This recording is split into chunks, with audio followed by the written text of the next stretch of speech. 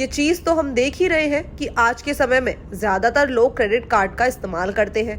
Credit card के जरिए आप लोन के रूप में एक फिक्स्ड अमाउंट को खर्च कर सकते हैं और उसे ग्रेस पीरियड में विदाउट इंटरेस्ट के रीपे भी कर सकते हैं। लेकिन ग्रेस पीरियड में रीपेमेंट ना कर पाने पर आपको लोन के अमाउंट पर अच्छा खासा इंटरेस्ट देना पड़ता है। लेकिन कई बार लोगों के सामने एक ऐसी सिचुएशन आ जाती है कि क्रेडिट कार्ड का बैलेंस चुकाने के लिए उनके अकाउंट में पैसे ही नहीं होते और ऐसे में वो कर्ज के जंजाल में फंसते चले जाते हैं। ऐसी सिचुएशन में आप एक क्रेडिट कार्ड के बिल को दूसरे क्रेडिट कार्ड से चुका सकते हैं। कई बैंक चुनिंदा क्रेडिट कार्ड पर बैलेंस ट्रांसफर का ऑप्शन देते हैं, लेकिन इसके लिए आपका ट्रैक रिकॉर्ड अच्छा होना जरूरी है।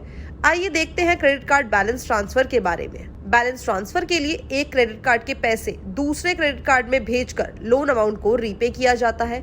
इसके लिए जरूरी है कि आपके दूसरे क्रेडिट कार्ड की लिमिट जिससे आप अमाउंट ट्रांसफर कर रहे हैं ज्यादा हो, क्योंकि आप अपने कार्ड का 75% तक अमाउंट ही ट्रांसफर कर सकते हैं। जिस बैंक के कार्ड से बैलेंस ट्रांसफर का पैसा लेते हैं वो बैंक के सर्विस के बदले आपसे जीएसटी और प्रोसेसिंग फीस लेता है।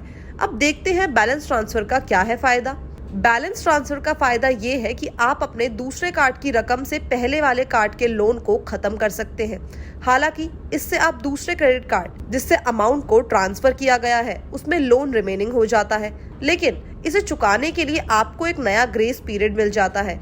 इस पीरियड में आप अमाउंट को बिना इंटरेस्ट के रीपे कर सकते हैं। बता दें कि क्रेडिट कार्ड के बिल का इंटरेस्ट बहुत ज्यादा होता है और ये कंपाउंड इंटरेस्ट के हिसाब से लिया जाता है। इसलिए बैलेंस ट्रांसफर करने के बाद आप अपने नए लोन को ग्रेस पीरियड में रीपे करने की कोशिश करें।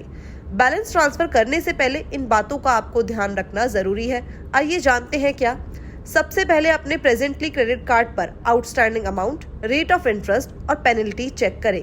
इसके बाद एक ऐसे क्रेडिट कार्ड को ढूंढें जो कम रेट ऑफ इंटरेस्ट और दूसरे फायदे दे रहा हो। साथ ही उस पर बैलेंस ट्रांसफर की सर्विस है या फिर नहीं ये जरूर चेक कर लें। और इसके साथ साथ ये भी चेक कर लें कि कार्ड की क्रेडिट लिमिट आपके लोन को देखते हुए इनफ है या फिर नहीं।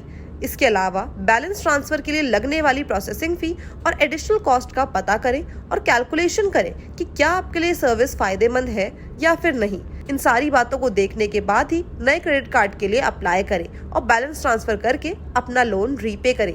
होप ये इन्फॉर्मेशन आपके लिए बेनिफिशियल साबित होगी।